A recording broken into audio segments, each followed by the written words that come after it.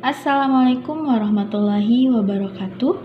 Selamat pagi, siang, sore, dan malam teman-teman semua. Perkenalkan, saya Sofa Asyofah dari Magister Manajemen Pendidikan Islam Pasca Sarjana Institut Ummul Qura Al-Islami Bogor. Dalam kesempatan kali ini saya ingin membahas mengenai analisis studi kasus sebagai salah satu tugas ujian akhir semester dalam mata kuliah Filsafat Manajemen Pendidikan Islam yang diampu oleh Bapak Dr. Profesor Ahmad Syahid MAG dan juga Bapak Dr. Ahmad Idofi SPDI MPDI. Mari kita simak pembahasan mengenai analisis studi kasus ini dengan menggunakan pendekatan filsafat manajemen pendidikan Islam.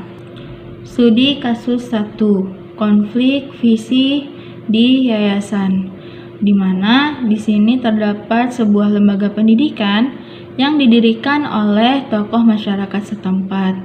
Nah, lembaga ini dikelola oleh Yayasan Generasi Kedua. Nah, saat dikelola, lembaga pendidikan ini mengalami penurunan mutu dan terjadi konflik di dalamnya. Konflik yang terjadi adalah terpecah. Ada kelompok yang modernis yang ingin fokus terhadap teknologi pendidikan dan kurikulum umum, dan juga ada kelompok salaf yang ingin berfokus kepada tahfiz ataupun kitab kuning. Hal ini mengakibatkan kurikulum menjadi tidak terarah, guru terbagi-bagi ke dalam kelompok, dan juga terdapat wali murid yang menurun kepercayaannya kepada lembaga. Nah, mari kita analisis lebih dalam mengenai penyebab-penyebab terjadinya konflik tersebut.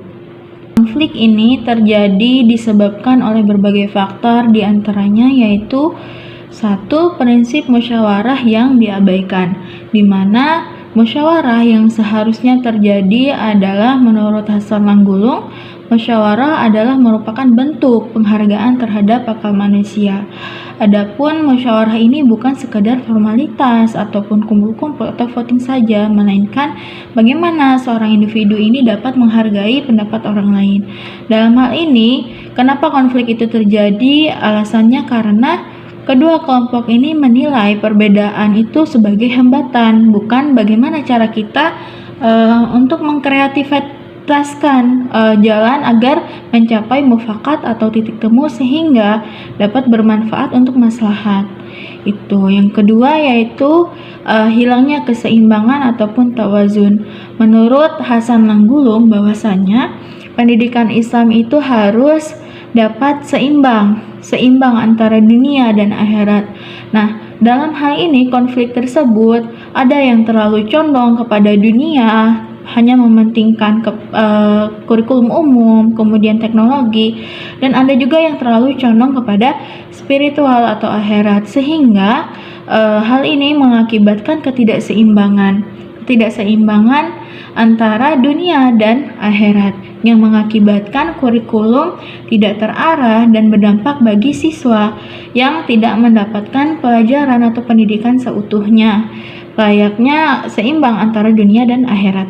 Selanjutnya, konflik ini terjadi karena kelompok mengabaikan prinsip moderasi, sebagaimana yang disampaikan oleh Yusuf Al-Qardawi yang mengajarkan bahwasanya dalam pendidikan Islam ini harus menekankan kepada prinsip moderasi atau jalan tengah.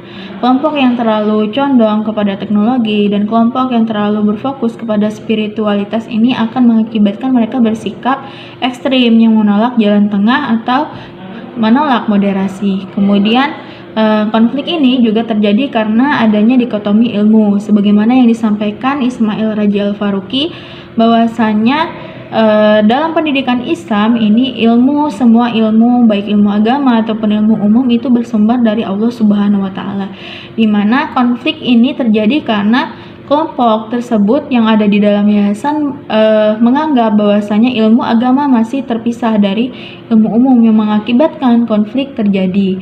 Kemudian pada akhirnya konflik ini juga terjadi karena hilangnya adab ataupun takdib, sebagaimana yang disampaikan oleh Syekh Muhammad Naqib Al-Atas, bahwasanya kita dalam beramal ataupun berilmu harus menggunakan ta'dib atau menanamkan ta'dib, adab dalam kesehariannya.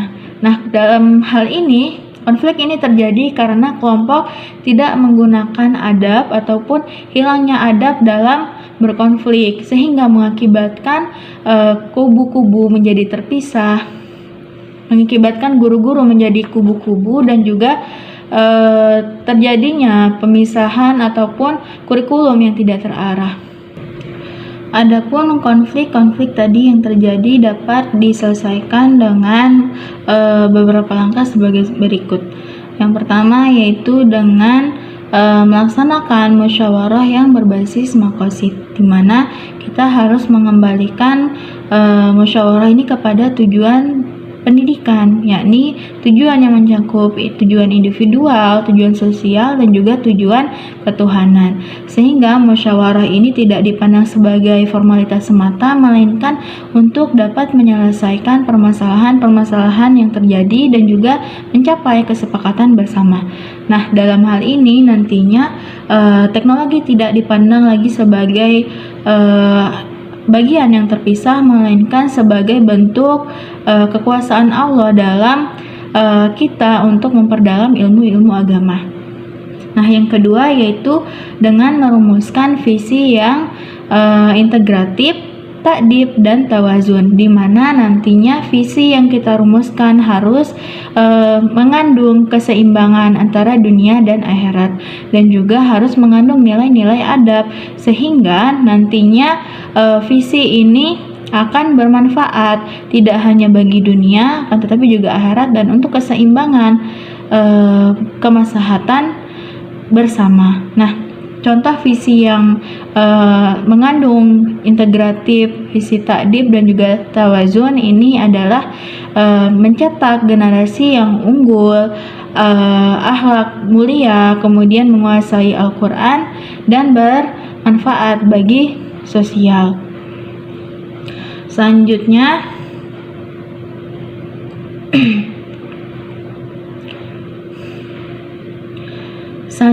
yaitu dengan menyusun kurikulum yang integratif, di mana kurikulum ini diajarkan mata pelajaran umum dalam bingkai tauhid, dan juga bagaimana kita mengajarkan mata pelajaran agama dengan menggunakan teknologi, sehingga keduanya menjadi bagian yang terintegrasi. Nah, untuk metode pembelajaran juga, di mana guru harus mengajarkan mata pelajaran umum dalam bingkai tauhid dengan dikemas dan diintegrasikan dengan nilai-nilai keislaman, sehingga nanti apa yang akan disampaikan kepada siswa menjadi bermakna.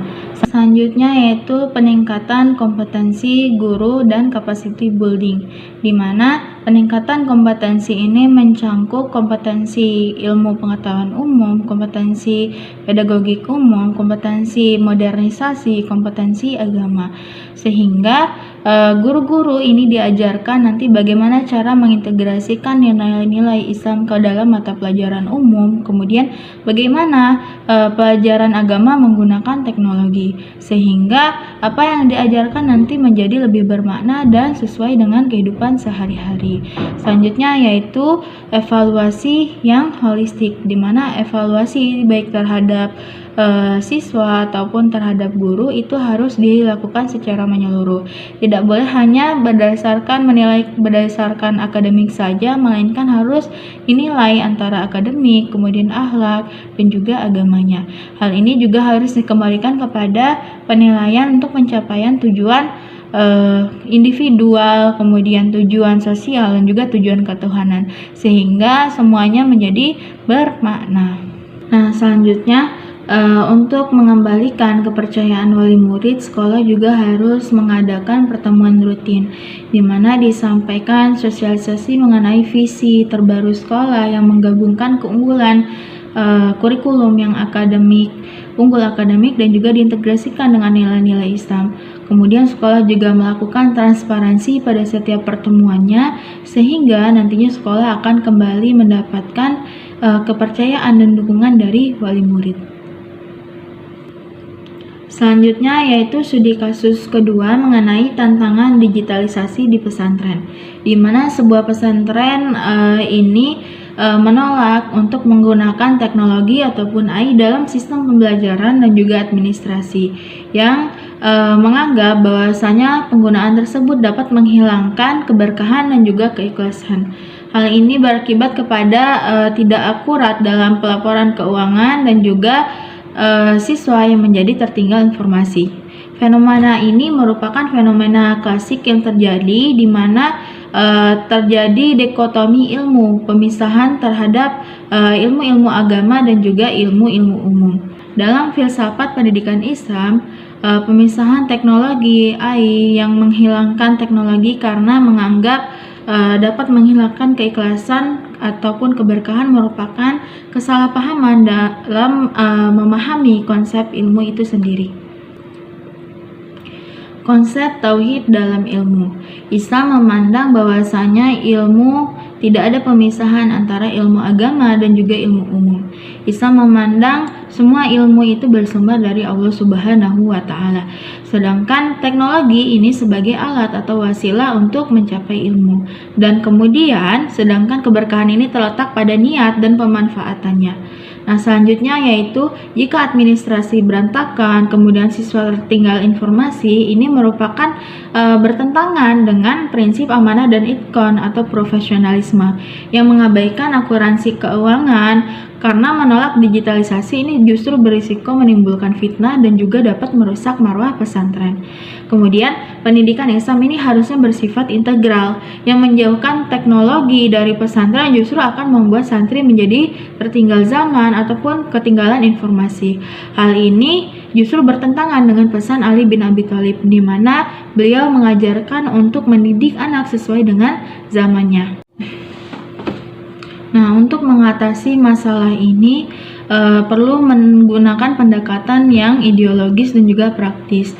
Yang ideologis di mana pesantren ini harus diberi pemahaman bahwasanya teknologi ataupun digitalisasi ini bukanlah sebuah musuh agama, melainkan teknologi ataupun AI ini bisa digunakan sebagai wasilah untuk dapat membantu mempercepat pelayanan administrasi sehingga dapat memudahkan ataupun memberikan waktu luang bagi para guru ataupun kiai untuk dapat fokus terhadap tarbiyah atau pembimbingan. Yang kemudian juga digitalisasi ini sebagai bentuk dakwah agar dapat menggunakan platform digital untuk menyebarkan nilai-nilai Islam secara lebih luas. Nah, adapun langkah-langkah yang dapat dilakukan untuk menerapkan ideologi tadi diantaranya adalah satu, dengan melaksanakan sosialisasi budaya, di mana mengadakan kajian-kajian tentang teknologi dalam perspektif Islam untuk menghilangkan stigma bahwasanya AI ini merupakan alat yang menghilangkan keberkahan ataupun keikhlasan, sehingga dapat menjadi menghilangkan perspektif tersebut. Kemudian juga melakukan pengembangan SDM, melakukan pelatihan bertahap bagi pengurus, guru, dan juga staf yang berfokus pada pengembangan yang partisipasif, sehingga mereka tidak terpaksa untuk melaksanakan pengembangan tersebut. Kemudian juga melaksanakan audit administrasi, di mana mengintegrasikan sistem keuangan digital untuk menjamin transparansi, sehingga nantinya akan menghilangkan perspektif tentang misdata ataupun fitnah yang akan terjadi ke depannya. Dan kemudian juga melakukan peningkatan kinerja dengan menggunakan data dari sistem informasi untuk memantau perkembangan santri secara objektif, sehingga guru bisa memberikan perlakuan yang tepat sesuai dengan kebutuhan santri. Nah, agar digitalisasi ini tidak menghilangkan keikhlasan, pesantren dapat menerapkan ataupun membuat yang pertama yaitu adab digital, di mana adab ini menyusun kurikulum adab-adab digital bagi santri dan pengajar, sehingga mereka tetap menggunakan digital namun dengan tetap etika yang beradab. Kemudian yang kedua yaitu filter nilai, di mana pesantren dapat memilih platform yang dapat digunakan dan dikembangkan secara internal, sehingga data-data pesantren tetap terjaga nilai-nilai privasinya. Kemudian selanjutnya keseimbangan, di mana pesantren ini tetap menerapkan tradisi-tradisi telaki untuk transfer ilmu, sementara teknologi ini digunakan sebagai alat untuk menyampaikan pesan-pesan ataupun dakwah secara umum, sehingga digitalisasi ini tetap terlaksanakan tanpa meninggalkan ataupun menghilangkan nilai-nilai keikhlasan ataupun keberkahan yang ada di dalam pesantren. Nah, kesimpulannya apa? Kesimpulannya adalah keberkahan ini tidak hilang karena penggunaan alat teknologi yang canggih, melainkan hilang karena ketidakteraturan ataupun misdata yang dibiarkan merusak sistem pendidikan. Nah, digitalisasi ini merupakan bentuk ijtihad modern untuk menjaga keberlangsungan menyampaikan dakwah dalam Islam. Kasus ketiga yakni kasus mengenai krisis kepemimpinan, di mana di sebuah madrasah terdapat pemimpin yang baru diangkat merupakan pemimpin yang profesional di bidang korporasi ataupun perusahaan, di mana beliau ini menerapkan manajemen ala korporasi atau perusahaan di dalam sebuah lembaga pendidikan Islam tersebut, sehingga beliau ini mengabaikan prinsip ataupun pembentukan karakter siswa dan juga kesejahteraan guru honorer. Nah, dalam kasus ini menunjukkan adanya perbenturan budaya atau perbedaan budaya antara manajemen perusahaan yang berbasis laba dan juga manajemen institusi pendidikan Islam yang berbasis nilai-nilai Islam. Nah, pemimpin tersebut gagal dalam memahami bahwasanya produk pendidikan bukanlah laba ataupun profit atau angka biasa, melainkan manusia yang harus dibentuk menjadi insan yang kamil ataupun sempurna. Dalam manajemen pendidikan Islam, sumber daya ini harus dikelola dengan prinsip amanah dan juga pengabdian, di mana kepala madrasah ini telah mengabaikan ataupun melanggar 3 bentuk manajemen pendidikan Islam. Yang pertama yaitu manajemen sumber daya manusia, di mana kepala madrasah ini mengabaikan kesejahteraan guru honorer dan hanya berfokus pada angka ataupun nilai semata. Nah, ini bertentangan dengan nilai Islam, di mana Islam memandang guru sebagai murabi yang harus dimuliakan. Kepala madrasah yang mengabaikan kesejahteraan guru ini merupakan bentuk yang akan menghambat keberkahan ilmu yang akan didapatkan dari guru, dan juga akan berdampak terhadap demotivasi guru yang akan menurunkan juga kualitas pembentukan moral ataupun karakter siswa. Selanjutnya yaitu manajemen uang, di mana kepala sekolah ini terlalu berfokus kepada nirlaba ataupun orientasi keuntungan. Nah, madrasah ini seharusnya berorientasi ataupun dikelola dengan prinsip manajemen ziswab, zakat, infak, sodakoh, dan juga wakaf, ataupun berbasis sosial dan keagamaan, bukan untuk mencari keuntungan dari biaya pendidikan siswa.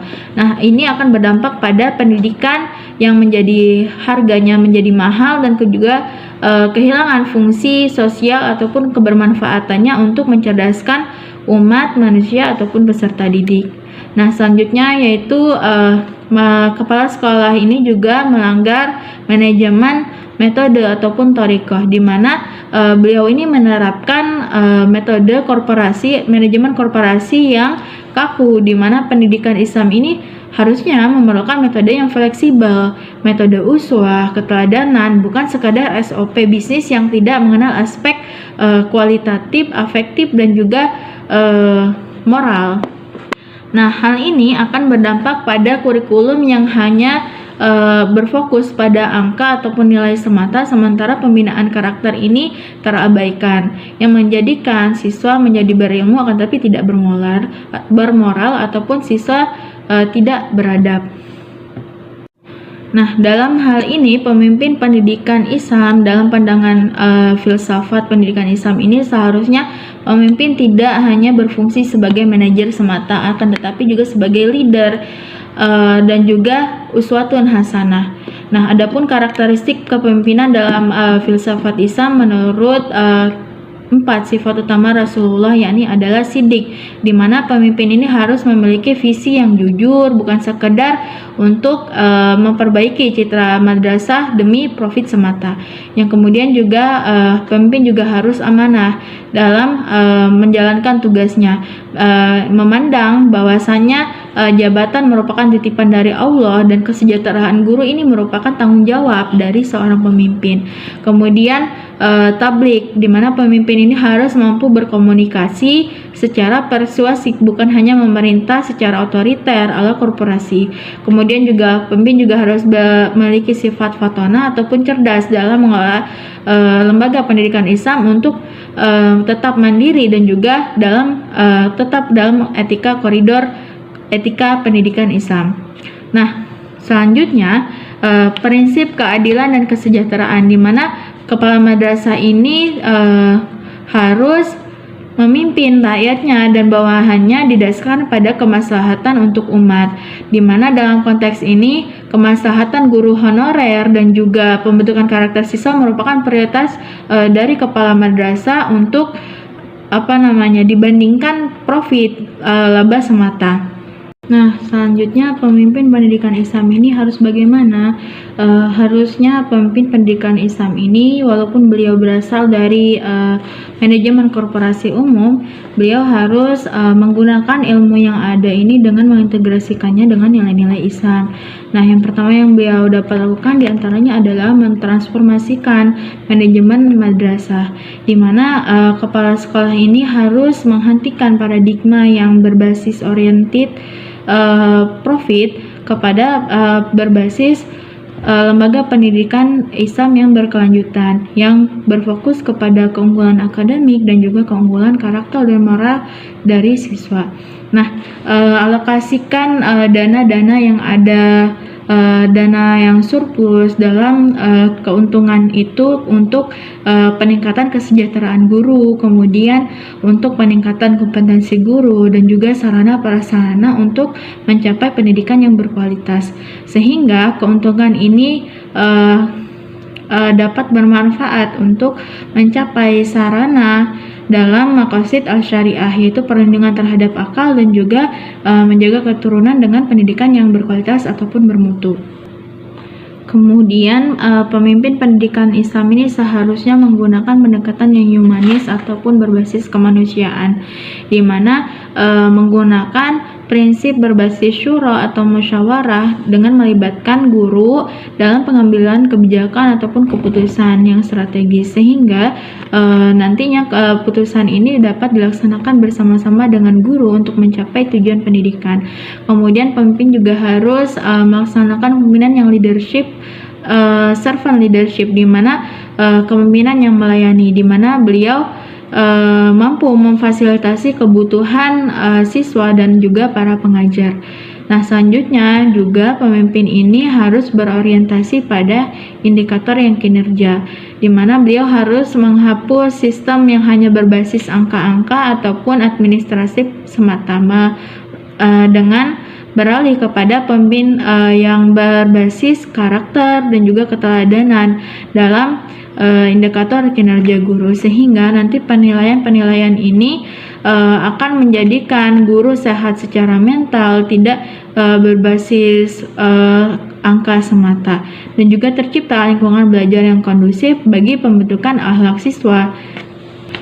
Nah, selanjutnya yaitu tantangan-tantangan mendasar dalam mengelola pendidikan Islam yang begitu banyak, tujuan, visi yang bermacam-macam.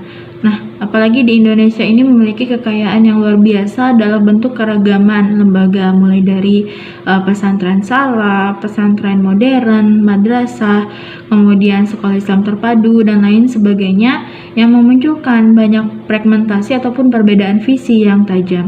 Nah, di antaranya tantangan-tantangan mendasar ini tampak pada pluralitas ataupun banyaknya pemahaman tujuan ataupun visi lembaga. Nah, menurut Syekh Muhammad Naqib Al-Atas, beliau menyampaikan adanya perbedaan fokus dalam lembaga, di mana ada yang mengutamakan spiritualitas, ada juga yang mengutamakan akademik, dan ada juga yang mengutamakan kitab kuning, sains modern tanpa integrasi. Perbedaan ini bisa memicu konflik kepentingan karena perbedaan tersebut tidak diintegrasikan.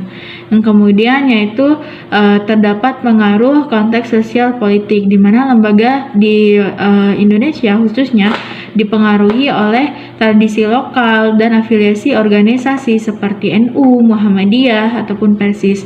Nah, bagaimana tantangannya ini adalah bagaimana kita menjaga kekhasan organisasi namun tetap dalam koridor manajemen pendidikan. Yang selanjutnya yaitu dikotomi idealisme dan pragmatisme, di mana adanya tarik ulur antara idealisme untuk mencetak generasi yang soleh, berakhlak mulia, dan juga pragmatisme yang mengajar nilai akademik semata dan daya saing kerja. Nah, banyak yang lembaga yang terlalu fokus pada satu ekstrem sehingga lulusannya menjadi tidak seimbang antara akademik dan juga moralnya. Selanjutnya yaitu adanya kesenjangan antara komunikasi generasi pendiri yang memegang teguh nilai-nilai histori dan juga moral dengan generasi muda yang lebih adaptif terhadap teknologi.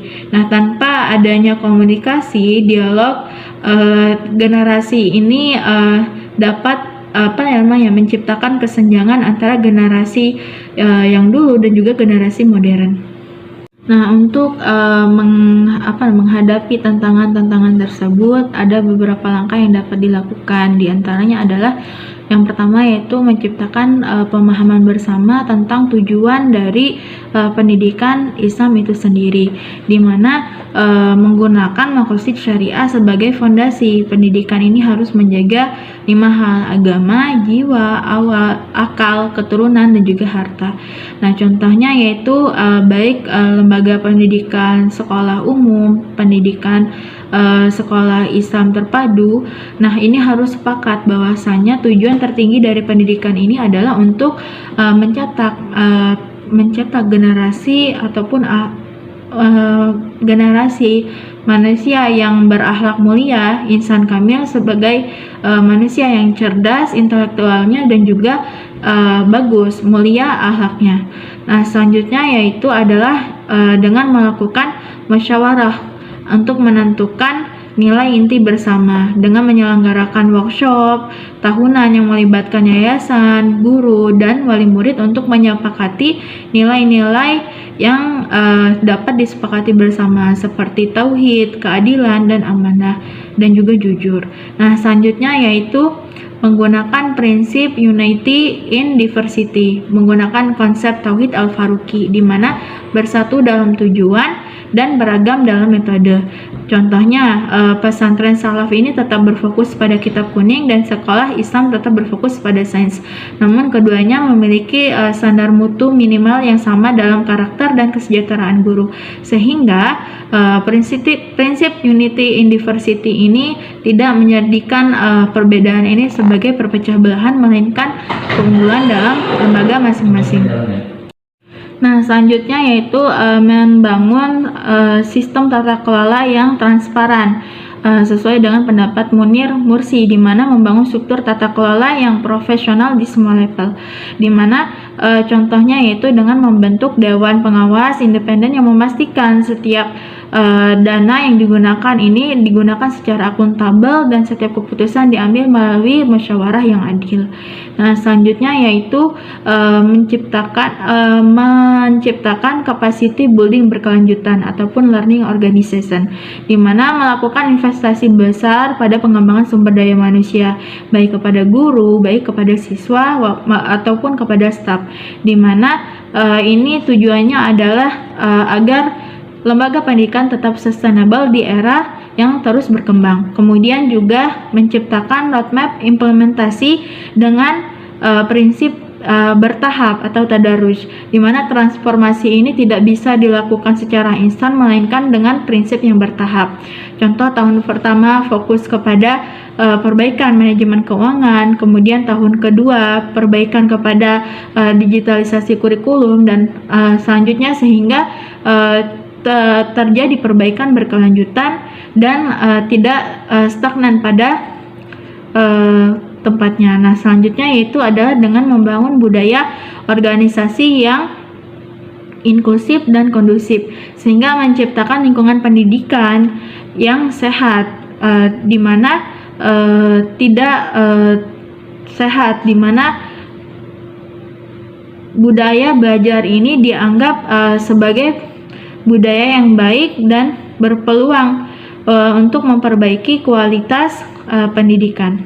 Nah, kesimpulannya adalah bahwasanya penyatuan visi misi ini bukan berarti penyeragaman, melainkan penyelarasan arah dari pendidikan itu sendiri. Dengan mengintegrasikan langkah-langkah ini, pendidikan Islam di Indonesia akan memiliki kekuatan besar yang melahirkan generasi yang unggul dalam akademik dan juga moral dan spiritualitas dengan keistimewaan dari khasnya masing-masing lembaga.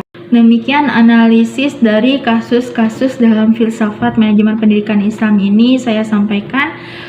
Terima kasih kepada teman-teman sekalian yang sudah mau menyempatkan waktunya untuk mendengarkan apa yang disampaikan, dan juga kepada Bapak dosen pengampu yang telah memberikan kami ilmu dan mendidik kami selama 1 semester ini.